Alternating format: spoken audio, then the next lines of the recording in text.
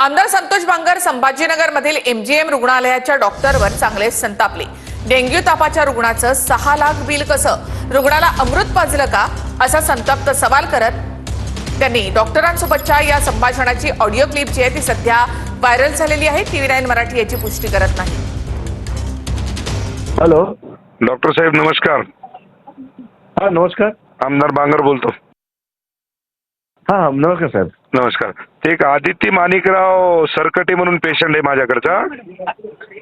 हो हो हो हो हो सर ते 3 लाखाचं मेडिकल आणि 2,85,000 रुपये तिचे फी मेडिकल म्हणजे हे झालंय, बिल झालंय। 1,80,000 रुपये जमा केले आणि बाकीचे पैसे राहिले। तर मला वाटतं आता 10 दिवसाचे म्हणजे 6 लाख रुपये डेंग्यूच्या पेशंटला किती पद योग्य आहे हो? आता तुम्हाला माहित नाही त्याची कंडिशन। कंडिशन कितीही खराब असू द्या ना, तिला काय अमृत पाजले का तुम्ही? 10 दिवसाचे 6 लाख रुपये कशाला म्हणतात तुम्ही? ना त्यांचा भाऊ डॉक्टर आहे दादा, मला सगळीच कल्पना आहे। माझा भाऊ MBBS MD आहे। त्यांना ना इम्युनोग्लोबुलिन नावाचं एक इंजेक्शन द्यावं लागलं। 3,05,000 रुपये आम्ही मेडिकलचे दिले साहेब। नाही नाही, आपला गैरसमज होतोय। काही गैरसमज नाही, पूर्ण बिलिंग आहे माझ्याकडे। हॉस्पिटलचं बिल आहे ना, एकतर मी डॉक्टर एक काम करणार, तिथे ते ठरल्याप्रमाणे बिल असतं। अरे कशाचा ठरल्याप्रमाणे आलं का लक्षात? असे गोरगरीब लोकांना लुटू नका। ह्याला लुटणं कसं काय म्हणणार? पेशंट चांगला झाला, बरा। अरे पेशंट चांगला झाला तर पैसे घेण्याची काही पद्धत असती ना हो? हा जे ठरलं, आता तुम्हाला कल्पनाच नाही पेशंट किती सिरियस होता। तुम्ही अहो किती पेशंट वाटतं नातेवाईकांनी मला बोलले ना, त्यांनी सांगावं की आम्ही लुटलंय किंवा आम्ही अहो मी त्यांचा नातेवाईक आहे हो, माझ्या मतदारसंघातला पेशंट आहे तो। नाही मग तुम्ही मला अधिकाने फोन केलात की त्या पेशंट आपण दुसरीकडे शिफ्ट केलं असतं त्यांना। अहो कुणीकडे पेशंटला शिफ्ट केलं असतं, पण ही पद्धत आहे का? अहो ज्या वेळेस दुःखाची घटना येते ना, त्यावेळेस माणूस अंगावर सगळं। तुमचं म्हणणं काय आहे? माझं म्हणणं एवढंच आहे की ते बाकीचे जे पैसे येतात ते घेऊ नका। बरं ठीक आहे, करा तेवढी मदत। हाताला लावायची जी सुई असती, मी मेडिकलवर विचारली तिची किंमत किती आहे, त्यांनी सांगितले की तिची किंमत 7 ते 8 रुपये। त्या ठिकाणी जर तिची किंमत जर बघितली तर त्यांनी 300 रुपयाला लावली। सलाईन आहे त्याची किंमत 10 ते 12 रुपये, त्यांनी तुम्हाला सांगतो 2 ते 2,500 रुपये लावलेत। त्यात 15,000च्या इंजेक्शनाची किंमत जर मेडिकलवर जर बघितली 4,500 ते 5,000 रुपये किंमत आहे। गोरगरीब लोकांची पिळवणी करण्याचं काम हे MGM हॉस्पिटल करतंय। अशा हॉस्पिटलवर तुम्हाला सांगतो 100% गुन्हा दाखल झाला पाहिजेत। हा आमचा दबावाखाली केलेला हा नंतरची ॲक्शन, तिकडे आम्हाला खूप ठिकाणी फोन आले। तिला डेंग्यूचा गुंतागुंतीचा आजार होताच, पण त्याच्यावर तिला ARDS म्हणजे याच्यामध्ये लंग्समध्ये पूर्णपणे सूज येऊन ऑक्सिजन कमी होतं। ॲडमिट केल्याच्या दिवसापासून आम्ही त्यांना सांगत असतो की बाबा ही ट्रीटमेंट करण्यासाठी आपल्याला एवढा खर्च होणार आहे। अनेक गोष्टींची ट्रीटमेंट असते ना, तर प्रत्येकाचं बिल काय ठरलेलं असतं आणि ते बिलामध्ये आपल्या मेन्शन केलं असतं की कुठलं बिल कसं कसं आहे। आणि तिला औषधं लागले, व्हेंटिलेटर लागलं आणि त्याच्यामुळे तिला थोडासा इतरांपेक्षा जास्त विजय वडेट्टीवार यांनी मंगेशकर कुटुंबावर पुन्हा एकदा टीका केली आहे। गाणं म्हणण्यापलीकडे मंगेशकर कुटुंबाचं काही योगदान नाही, ते लोक ऑटोग्राफचेही पैसे घ्यायचे, असं वडेट्टीवार म्हणाले। यावर मंगेशकर कुटुंबाचं योगदान जगाला माहिती आहे, अशी प्रतिक्रिया अजित पवार यांनी दिली आहे। मंगेशकर कुटुंबाबद्दल केलेल्या वक्तव्यावर विजय वडेट्टीवार ठाम आहेत। मंगेशकर कुटुंब ही लुटारूंची टोळी असल्याचा घणाघात वडेट्टीवारांनी केला होता। मंगेशकर रुग्णालयाच्या निष्काळजीपणामुळे ईश्वरी भिसे यांचा मृत्यू झाला होता, त्यावरून वडेट्टीवार संतापले आहेत। लुटारूंची टोळी, ते कोणी कधी दान केल्याचं पाहिलंय? त्या मंगेशकर फॅमिलीनी निवळ गाणं चांगलं गायलं म्हणून सगळ्यांनी मिरवलं। लता दिदी, आशा दिदी, हे दिदी ते दिदी, ज्या माणसाने खिलारे पाटलांनी जमीन दिली त्यांना सोडलं नाही या नालायकांनी। हे कसले माणुसकी आहे यांच्यात? हे तर माणुसकीला कलंक असलेले कुटुंब आहे। अशा पद्धतीने जर मॅनेजमेंट चालवून गरिबाची लूट करून गरिबाचं शोषण करणारं जर हॉस्पिटल असेल तर एक कलंक आहे आणि याला कोणी साथ देऊ नये, यांच्यावर कडक कारवाई झाली पाहिजे। ईश्वरी भिसेंच्या मृत्यूनंतर मंगेशकर रुग्णालय आणि त्याच्या ट्रस्टींचे कारनामे समोर आले। ज्या खिलारे कुटुंबानं रुग्णालयासाठी जमीन दान केली त्या खिलारे कुटुंबालाही मंगेशकर कुटुंबानं सोडलं नाही, असं वडेट्टीवार म्हणाले। वडेट्टीवारांच्या या वक्तव्यावर अजित पवार आणि चंद्रशेखर बावनकुळे यांनी आक्षेप घेतला। मंगेशकर कुटुंबाचं योगदान मोठं आहे, ते जगाला माहीत आहे, असं अजित पवार म्हणाले। पण वडेट्टीवार मात्र आपल्या वक्तव्यावर ठाम आहे। लुटारूंची टोळी, ते कोणी कधी दान केल्याचं पाहिलंय?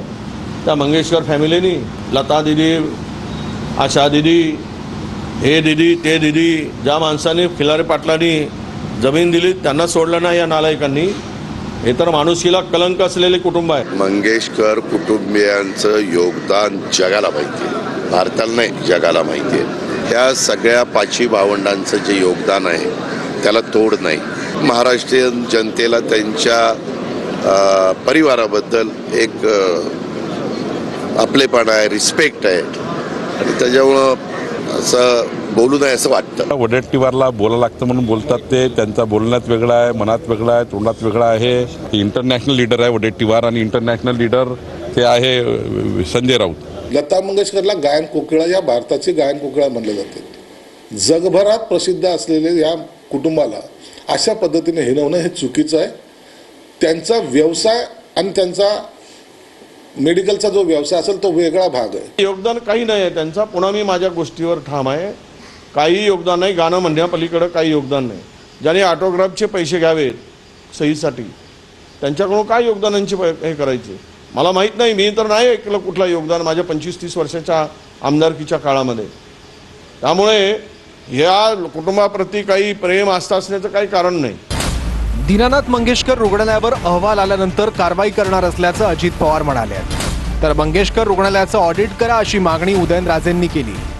अनेक चॅनलला आपण बघितली आणि ते पण आम्ही तपासून घेणार आहोत. तर तिसरा अहवाल येऊ द्या की बाबा एवढे जर पैसे असले तर ते पैसे काय हळदी कुंकू पुजायला ठेवलेत, ते जनतेच्या करतायत ना. त्यांना जी दिलेली जागा आहे जी त्यांना एरवी पैसे देऊन विकत घेता आली नसती, ऐन मोक्यावरची जागा, तर त्यांनी जे गरजू लोक आहेत त्यांना फ्रीमध्ये त्यांचं मेडिकल ट्रीटमेंट करावी. याचं ऑडिट झालं पाहिजे आणि ज्यांनी केलं नाही त्यांच्यावर कडक कारवाई केली पाहिजे. मुलींच्या पहिल्या शाळेसंदर्भात उदयनराजेंनी केलेल्या वक्तव्यानं वाद निर्माण झालाय. थोरले प्रतापसिंह महाराजांनी सर्वप्रथम स्त्रियांसाठी शाळा सुरू केली आहे आणि महात्मा ज्योतिबा फुलेंनी थोरले प्रतापसिंह महाराजांचं अनुकरण केलं असं वक्तव्य भाजप खासदार उदयनराजे भोसले यांनी केलंय. उदयनराजे भोसलेंनी महात्मा फुलेंबद्दल केलेल्या एका वक्तव्यानं वाद सुरू झाला. स्त्रियांसाठी पहिली शाळा थोरले प्रतापसिंहराजे भोसले यांनी सुरू केल्याचा दावा उदयनराजेंनी केला. थोरल्या प्रतापसिंहराजेंनी साताऱ्याच्या राजवाड्यात ही शाळा सुरू केली. महात्मा फुलेंनी त्याचं अनुकरण केलं असं उदयनराजे म्हणाले. महात्मा फुलेंनी थोरले प्रतापसिंह महाराज यांचं अनुकरण केलं. उदयनराजेंच्या या वक्तव्यानं ओबीसी नेते लक्ष्मण हाके आक्रमक झाले. थोरले प्रतापसिंह महाराज जे होते त्यांनी त्यांचं महात्मा ज्योतिबा फुलेंनी अनुकरण केलं, कारण की त्यांनी सुद्धा सर्वात प्रथम स्त्री शिक्षणाचं जर शाळा कोणी चालू केली असावी तर ती थोरले प्रतापसिंह महाराजांनी केली. ती सुद्धा सातारच्या त्यांच्या स्वतःच्या राजवाड्यात केली. कुठलाही अभ्यास, कुठल्याही इतिहास, समाज शास्त्रज्ञ यांचा कोणताही सल्ला न घेता एका लोकसभेमधल्या खासदारांना अशी बेजबाबदारपणाची वक्तव्य करू नयेत असं आमचं मत आहे. आज महात्मा ज्योतिराव फुले यांची जयंती असताना त्या जयंतीच्या कार्यक्रमामध्ये जाऊन एवढी बेजबाबदारपणे कसं काय हे वागू शकतात, म्हणून पहिल्यांदा मी उदयनराजेंचा निषेध व्यक्त करतो. उदयनराजेंकडून खोटा इतिहास पसरवण्याचं काम होऊ नये असं काँग्रेस प्रदेशाध्यक्ष हर्षवर्धन सपकाळ म्हणाले. तर उदयनराजेंनी नवा शोध लावल्याची टीका ओबीसी नेते मंगेश ससाणे यांनी केली आहे. महात्मा ज्योतिबा फुलेंचं अनन्यसाधारण जे योगदान आहे ते आपल्या सगळ्यांच्या समोर आहे. विनाकारण खोडसळ पद्धतीने अशा पद्धतीने इतिहासाची छेडछाड केल्या जाणं हे दुर्दैवी आहे. उद्या म्हणतील की गार्गी एक पुराणातली महिला होती, त्या गार्गी ही त्याआधी शिक्षिका होती. नवा शोध आता उदयनराजेंच्या माध्यमातून लागतोय नक्कीच हा, आणि याच्यासाठी मला असं वाटतंय सगळे इतिहास तज्ञ आतापर्यंतचे संशोधक फेल ठरलेले आहेत आणि उदयनराजेंनी हा जो गौप्यस्फोट केलाय हा महाराष्ट्राचा जे सामाजिक आणि जो शैक्षणिक क्रांतीचा इतिहास आहे त्याच्यामध्ये हा खूप मोठा एक धक्का देणार आहे. भिडेवाडा स्मारकाच्या रखडलेल्या कामावरून भुजबळांकडून नाराजी व्यक्त करण्यात आली आहे. आंदोलनाचं पाऊल उचलावं लागेल असा इशारा त्यांनी दिला. यावर स्मारकासाठी कुणावर उपोषणाची वेळ येणार नाही असं अजित पवार यांनी म्हटलं आहे. या कामासाठी सुद्धा अजित पवारांनी 200 कोटी रुपये मंजूर म्हणून सांगितले. आता एवढ्या मिटिंग झाल्या अजून एकही काही जागा काही ताब्यात येईनात. आणि मग शेवटी जे आहे मला काल सांगावं लागलं की बाबा हे जर होणार नसेल तर मग आम्हाला आंदोलनाचं पाऊल सुद्धा उचलावं लागेल. महात्मा ज्योतिराव फुले आणि सावित्रीबाई फुलेंचं स्मारक त्या ठिकाणी व्हावं ते करण्याच्या करता आपण सगळेजण मिळून प्रयत्नाची शिकस्त करू. उपोषणाला बसण्याची वेळ येणार नाही अशा प्रकारची काळजी खबरदारी घेऊ. 17 तारखेला आपण महानगरपालिकेचे आयुक्त जिल्हाधिकारी यांच्या उपस्थितीमध्ये भूसंपादन विषयामध्ये त्याच्या आधी त्यांना आठवडाभर ह्यात काम करायला लावतो आणि लवकरात लवकर फुलेवाडा सावित्रीबाई फुलेंचं असणारं स्मारक तिथपर्यंतचा एक कॉरिडॉर जेणेकरून हे दोन्ही एका कॅम्पसमध्ये येतील हे सगळं लवकरात लवकर पूर्ण करण्याचा प्रयत्न करू. रायगडावरील वाघ्या कुत्र्याच्या समाधीवरून खासदार उदयनराजे चांगले संतापले. वाघ्या कुत्रा फेकून द्या असं उदयनराजे म्हणाले. एवढ्या लांब कानाचा कुत्रा हा भारतीय असू शकतो का असा सवाल देखील त्यांनी केला आहे.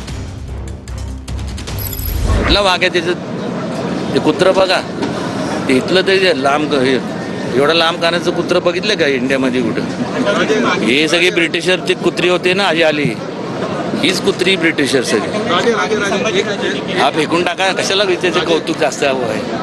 आता उद्या काय द्याचं दणकाने टाकून द्यायचं एवढं काय किती विचार करायचं. गव्हर्नर हाऊसची जी जागा आहे ती जवळपास 48 एकर आहे. किती? 48. आणि ती त्या जागेत व्हावं. एखाद्या राज्यपालाला राहायला जागा लागते तरी किती? 48 एकर म्हणजे काय थोडी जागा नाही.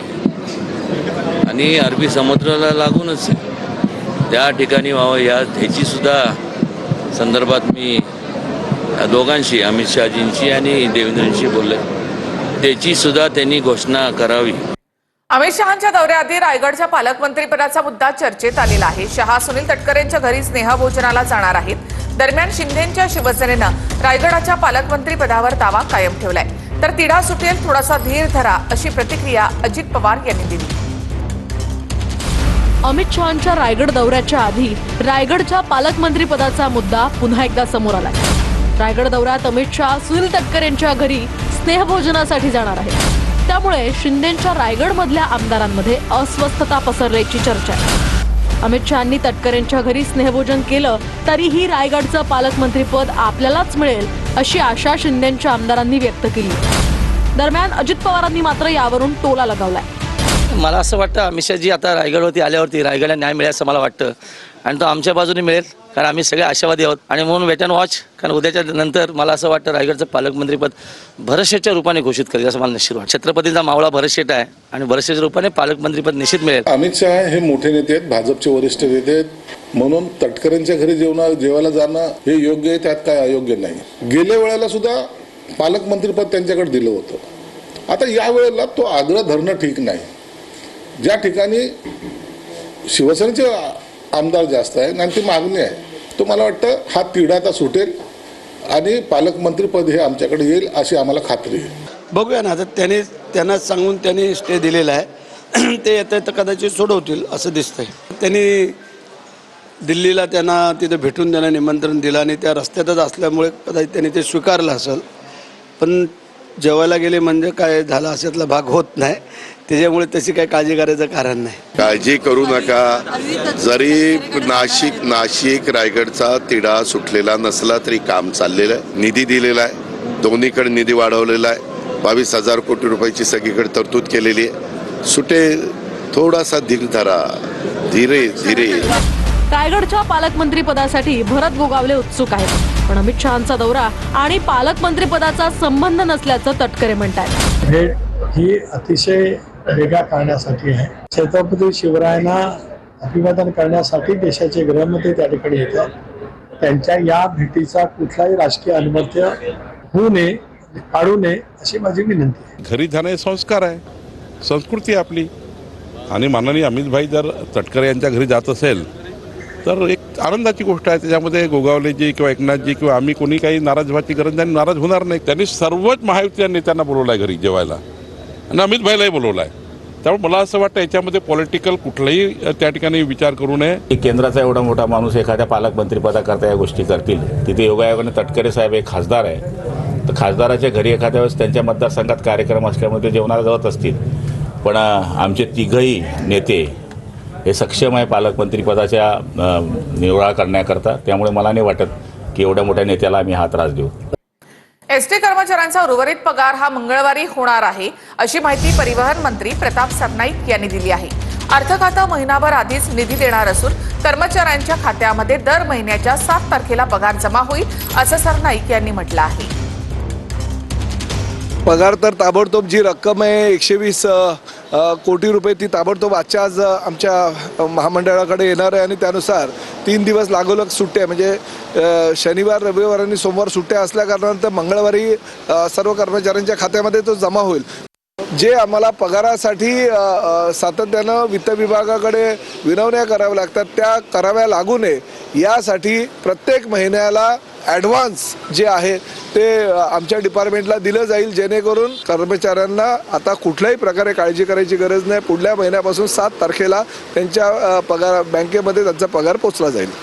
ताहू राणाला भारतामध्ये आणल्यानंतर राऊतांनी भाजपवर टीका केली आहे. भाजपचा ताहू राणा असा फेस्टिवल सुरू झाला असून भाजपला क्रेडिट घ्यायचं आहे का, असा सवाल राऊतांनी केला. यावर मी मूर्खांना उत्तर देत नाही, असं उत्तर फडणवीसांनी दिलं. हा जो राणा आहे त्याला या देशामध्ये खटला चालवण्यासाठी आणि खटला चालवून त्याला फासावर लटकवण्यासाठी आणलेलं आहे की क्रेडिट घ्यायला आणलेलं आहे. त्याने एकदा स्पष्ट करावं की नाही आम्ही राणाला आणले आहे, ते आम्हाला एक राणा फेस्टिवल करायचा आहे, आम्हाला क्रेडिट घ्यायचं आहे आणि फक्त आमच्यामुळेच हे सगळं शक्य झालं. यूबीटी पार्टी के नेता ये बात कर रहे हैं कि बिहार चुनाव के पहले तहूर राणा को फांसी दी जाएगी और चुनाव जीते जाएंगे. तो ये मैं वापस आपको कहता हूँ, मूर्खों को मैं जवाब नहीं देता. आप ये मेरा चलाइए कि मैं मूर्खों को जवाब नहीं देता. तर फडणवीसांच्या टीकेनंतर संजय राऊतांनी ट्विट केलंय, एवढे चिडता कशाला, कूल कूल, तुमच्या चिडचिडीमध्ये सगळं उघड झालंय भाऊ.